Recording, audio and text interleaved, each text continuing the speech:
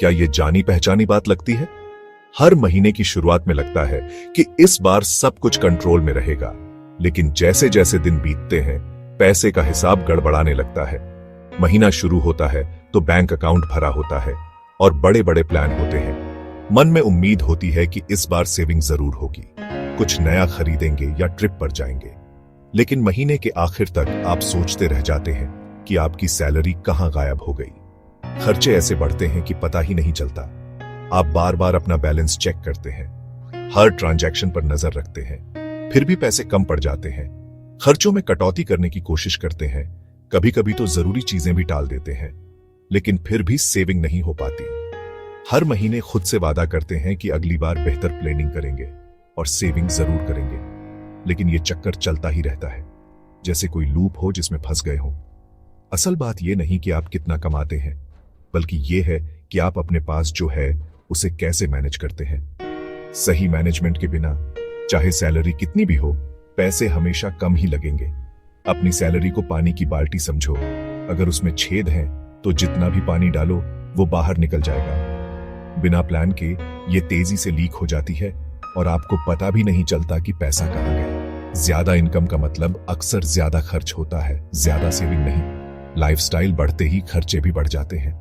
आज चलो गायब हुई सैलरी के रहस्य को सुलझाते हैं। हम जानेंगे कि कहां कहां से पैसे फिसल जाते हैं। हम पता लगाएंगे कि आपका पैसा कहां गायब हो जाता है और किन छोटी छोटी आदतों से बड़ा फर्क पड़ता है, और एक आसान नियम बताएंगे जिससे आपको कंट्रोल मिलेगा ताकि आप अपने फाइनेंसिस को सही दिशा में ले जा सकें। इस चक्कर को तोड़ने और आखिर में रियल सेविंग बनाने के लिए तैयार हो जाओ, क्योंकि अब वक्त है अपने पैसों पर असली कंट्रोल पाने का। क्या आपने कभी सोचा है कि आपकी सैलरी आते ही इतनी जल्दी कहां गायब हो जाती है? महीने की शुरुआत में सब कुछ ठीक लगता है, लेकिन कुछ ही दिनों में जेब खाली हो जाती है।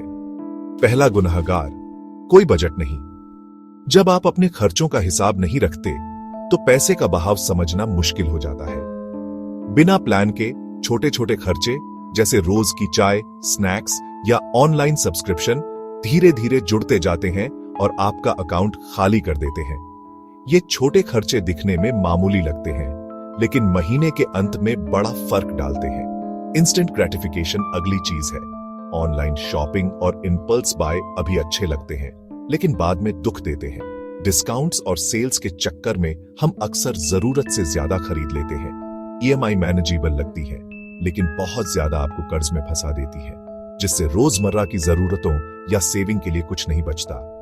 क्रेडिट कार्ड्स और लोन की आसान किश्तें भी फाइनेंशियल स्ट्रेस बढ़ा देती हैं। सोशल और फैमिली प्रेशर हमें खर्च करने के लिए मजबूर करते हैं ताकि हम उनसे पीछे न रह जाएं, भले ही इसका मतलब हमारे फाइनेंस को खींचना पड़े। शादी, फंक्शन या गैजेट्स की रेस में हम अपनी लिमिट भूल जाते हैं। एफओएमओ और एक्सपेक्टेशंस उन चीजों पर ज्यादा खर्च करने की वजह बन सकती है जो असल में मायने नहीं रखती। दूसरों को देखकर हम भी वही चीजें खरीदना चाहते हैं, चाहे जरूरत हो या नहीं। नतीजा, आपकी सैलरी देखते ही देखते गायब हो जाती है और महीने के आखिर में फिर से वही चिंता, पैसे की तंगी। लेकिन इन आदतों को बदला जा सकता है। थोड़ी समझदारी और प्लानिंग से आप अपने फाइनेंस को कंट्रोल कर सकते हैं। इन जाल को पहचानना पहला कदम है। जब आप जान जाएंगे कि पैसा कहां जा रहा है तो उसे रोकना आसान हो जाएगा। एक प्लान के साथ आप अपने खर्चों को कंट्रोल कर सकते हैं और सेविंग शुरू कर सकते हैं। चलो देखते हैं कैसे, ताकि अगली बार आपकी सैलरी जल्दी गायब ना हो।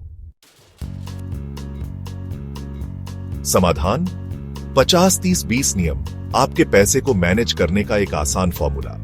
अपनी आफ्टर टैक्स इनकम को डिवाइड करें। 50% जरूरतों के लिए, 30% इच्छाओं के लिए, 20% सेविंग और इन्वेस्टमेंट के लिए।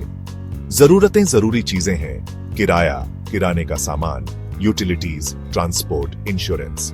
इच्छाएं गैर जरूरी चीजें हैं, बाहर खाना, शॉपिंग, एंटरटेनमेंट, हॉबीज। सेविंग और इन्वेस्टमेंट, कर्ज चुकाना, इमरजेंसी फंड बनाना, भविष्य के लिए इन्वेस्ट करना। यह नियम त्याग के बारे में नहीं है, यह बैलेंस के बारे में है। इसे फॉलो करके आप आज जिंदगी का मजा लेते हैं और अपने कल को सुरक्षित करते हैं। चलो इसे प्रैक्टिकल बनाते हैं।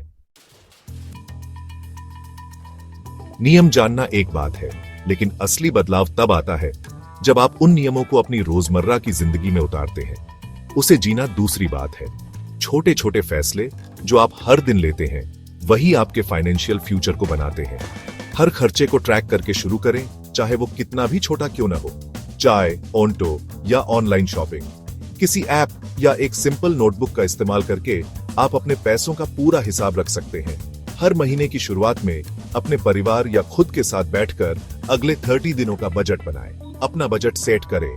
जरूरतों, इच्छाओं और सेविंग के लिए अलग अलग कैटेगरी बनाएं। सेविंग के लिए सटीक अमाउंट कैलकुलेट करें। इच्छाओं के लिए लिमिट तय करें ताकि खर्च कंट्रोल में रहे। कैश एनवेलप सिस्टम का इस्तेमाल करें। हर कैटेगरी के लिए अलग लिफाफा बनाएं। उस अमाउंट को कैश में निकालें और उसी में से खर्च करें। और जब वो खत्म हो जाए तो समझें कि उस महीने के लिए लिमिट पूरी हो गई है। खर्च करना बंद कर दें। खुद को रोकना सीखें। यही असली सेविंग है। अपनी सेविंग को ऑटोमेट करें ताकि आपको हर बार याद न दिलाना पड़े। सैलरी मिलने के तुरंत बाद अपनी 20% के लिए एक ऑटोमेटिक ट्रांसफर या SIP सेट करें। इससे सेविंग कभी मिस नहीं होती। यह पहले खुद को भुगतान करें कि आदत आपको फाइनेंशियल सिक्योरिटी की ओर ले जाती है, सेविंग को आसान बनाती है और आपको आत्मविश्वास देती है। ट्रैक पर रहने के लिए हर हफ्ते एक दिन चुनें जब आप अपने खर्चों को रिव्यू करें। हर हफ्ते अपने खर्चों को रिव्यू करें। इससे आप देख पाएंगे कि कहां फालतू खर्च हो रहा है। छोटे छोटे बदलाव जैसे घर पर कॉफी बनाना, बाहर खाने की जगह घर पर खाना बनाना या बड़ी खरीदारी को टालना जुड़ते जाते हैं। लक्ष्य सेविंग और स्मार्ट खर्च को ऑटोमेटिक बनाना ताकि ये आदतें आपकी लाइफस्टाइल का हिस्सा बन जाएं। संघर्ष नहीं बल्कि संतुलन। इन आदतों से आप अपनी सेविंग को बढ़ते हुए देखेंगे और फाइनेंशियल स्ट्रेस कम होता जाएगा। चलो अगली बार अपनी मानसिकता बदलते हैं, क्योंकि छोटी छोटी आदतें बड़ा फर्क लाती हैं।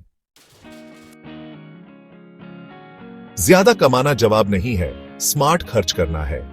लाइफस्टाइल इन्फ्लेशन का मतलब है कि ज्यादा इनकम अक्सर ज्यादा खर्चों की ओर ले जाती है, ज्यादा सेविंग की ओर नहीं। सेविंग सजा नहीं है। यह ऐसे चुनाव करने के बारे में है जो आपके मूल्यों और लक्ष्यों से मेल खाते हैं। खरीदने से पहले पूछें, क्या मुझे इसकी जरूरत है?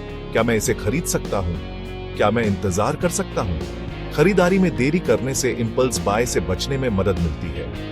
धन समय के साथ छोटी लगातार आदतों से बढ़ता है। जो आपके पास है उससे शुरू करें। बड़ी सैलरी का इंतजार न करें। अपने फाइनेंशियल भविष्य को बदलने की शक्ति आपके हाथों में है।